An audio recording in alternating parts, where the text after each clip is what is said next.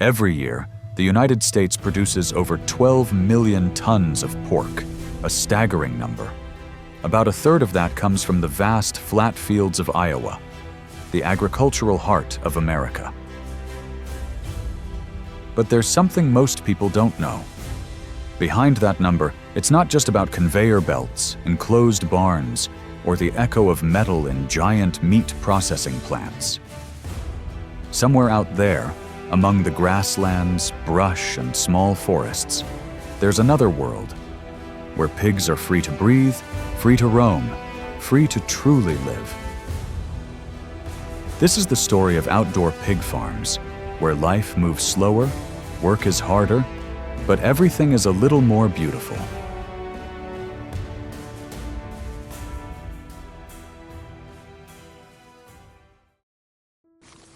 When it comes to pigs, many people only think of meat, meals, or products. But at small farms in Iowa, Minnesota, or Missouri, pigs are called by affectionate names. They're Lulu, Jasper, or Daisy. They have personalities, habits, even expressions that only those who've spent enough time with them can recognize.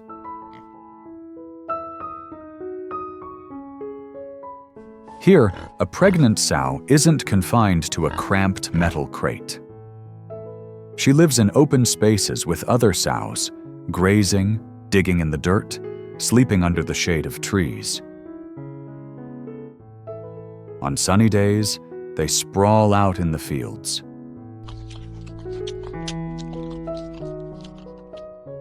On rainy days, they huddle in straw huts, quietly chewing their food.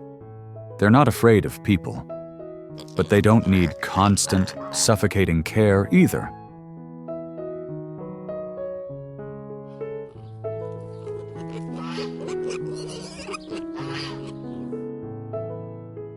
And when it's close to birthing time, about 2 weeks before, the farmer checks the pregnancy with a handheld ultrasound device.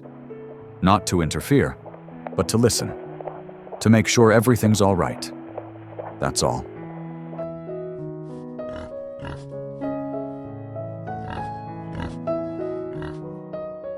When a sow goes into labor, there's no farrowing crate, no hoof trimming, no restraining of limbs. She finds a safe spot herself, usually a quiet corner with straw and soft dirt. And she gives birth, quietly, instinctively. The piglets are born in an environment free of industrial lights.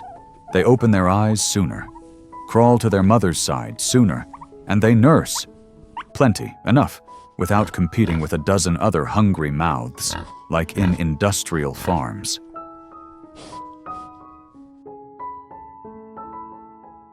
The farmer, maybe a middle-aged couple, a young person who returned to the countryside to start anew, or a 70-year-old grandmother, stands at a distance, watching quietly.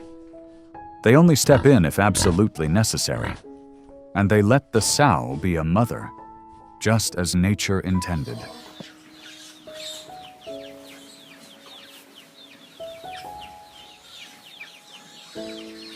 Piglets on outdoor farms usually stay with their moms for about 45 to 50 days, almost twice as long as the industry standard. They nurse, learn from their moms how to dig, hunt for seeds, and steer clear of dangers. Some chase butterflies, some shove their heads into the grass, some climb on each other's backs for a midday snooze. The way they live feels like a glimpse into a small, pure, wild, and amazing world. Once they're tough enough, typically after about a week, the piglets are let out. The pen gate swings open like a portal to the world, and they start running. Not because they're being chased, but because they're thrilled.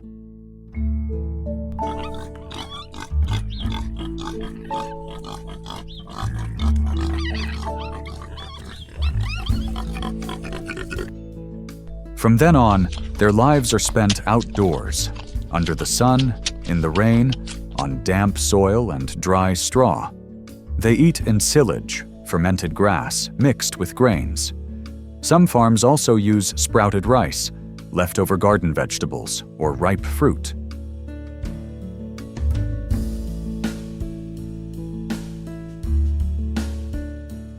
No growth-promoting feed, no pre-mixed antibiotics, no artificial growth boosters.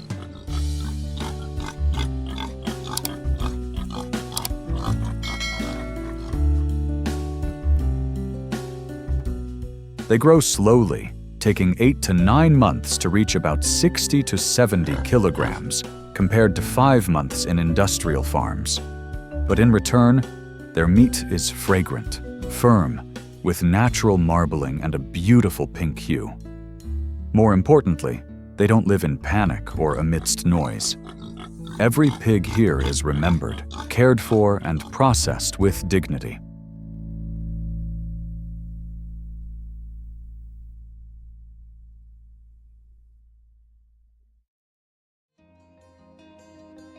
But no life is ever completely easy, especially when you choose to go against the industrial tide.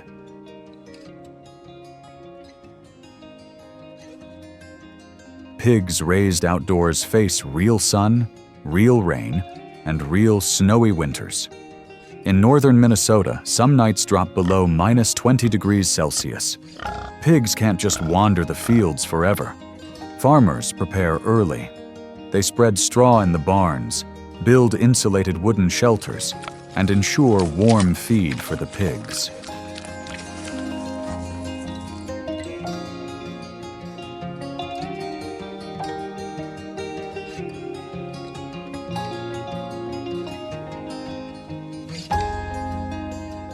On blizzard days, both people and animals hunker down, only stepping out when absolutely necessary. Some nights, farmers jolt awake at the howl of fierce winds. They worry a barn roof might blow off, or a sow is about to give birth. Outdoor farming isn't for the faint of heart.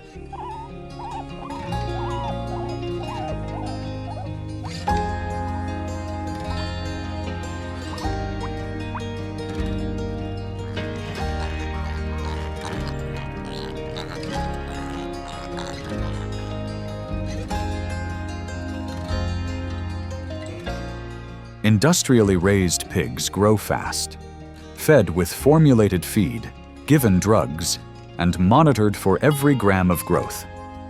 After 5 to 6 months, they can hit 120 to 130 kilograms, ready to be loaded onto trucks for the slaughterhouse.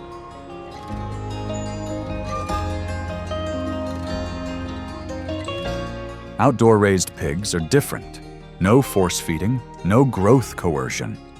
They eat when hungry, rest when tired, and grow at their own pace.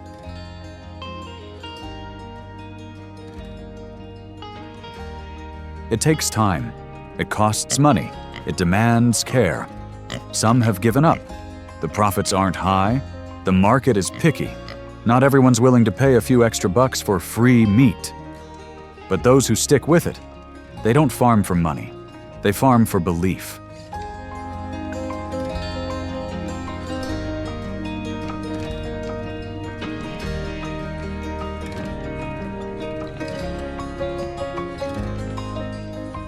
Not everyone sees the difference between a pig living outdoors and one confined in a stall.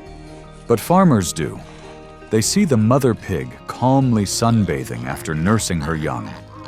They see piglets tumbling out of straw beds each morning, racing in herds to the fields. They see life, not just a growth cycle, but a delicate, vibrant, complete flow. And they see themselves change. Many used to work in industrial farming. They witnessed pigs caged for life. They felt numb, until one day they couldn't take it anymore. One farmer said, "I chose this way not just for the pigs, but for me. I want to sleep soundly. I want my son to grow up seeing his dad didn't trade lives for a few bucks."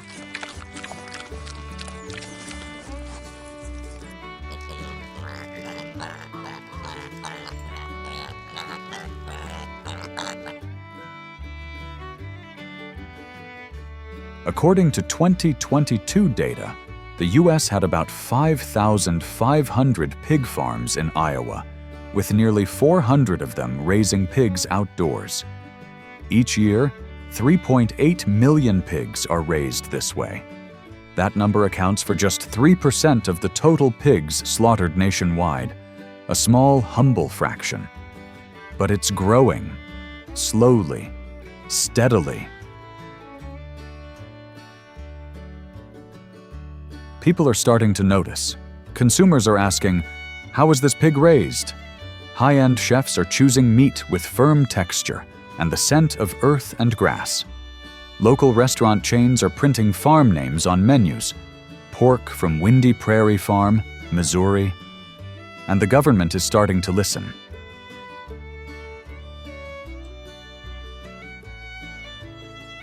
Slowly, a different America, one where people don't just farm to live but live to farm, is quietly rising.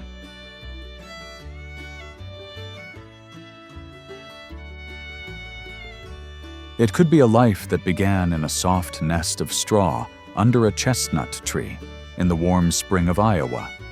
A life nursed by its mother, learning to find food, basking in the sun, running free, growing up with instincts left intact. A life that may be short, like any creature in the food chain, but not stripped of its dignity.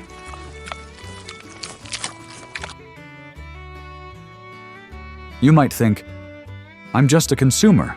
What difference can I make? But you shape the supply chain. Every extra dollar you spend is a message to the farmer. I care. Every choice you make is a step toward kinder farming. Every story you tell is a seed planted in someone else's awareness. When you stand in front of the meat counter at the supermarket, you may not think too much. A pork chop, a tray of belly, a few slices of bacon wrapped in clean plastic.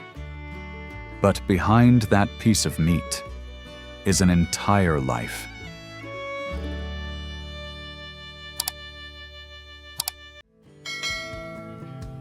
That life might have unfolded under cold fluorescent lights, with echoing cries from endless rows of steel cages, where pigs live like shadows, grow fast, and disappear. Or it might have been different. There was once an old farmer who said, I don't want my child to remember me as someone who raised pigs. I want them to remember that their father chose a way of farming they could be proud of. We often think the world changes through big things, but sometimes it starts with a small farm, a bed of straw, and a bunch of piglets running out into the morning sun. You don't have to save the world. You just have to eat as if you love life, not only your own, but also the lives that help sustain yours.